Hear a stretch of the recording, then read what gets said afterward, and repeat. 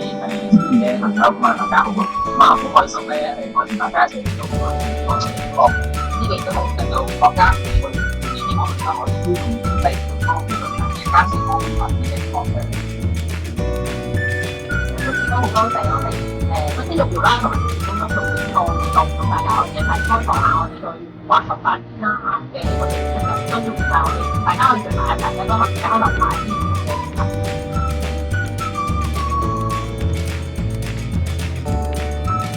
大家嚟一齊希望能夠了解到我哋特區嘅一個嘅發展。佢同我哋平時做多啲唔同嘅，我哋生態發展、生態規劃嘅呢個講座狀況，其實係希望可以推動大家都一個一嚟要認識自己，第二要認識個社會。咁未來咧，我哋青年中心啦，同埋我哋嘅育苗啦，我哋都會睇下講更加多唔同行業嘅一啲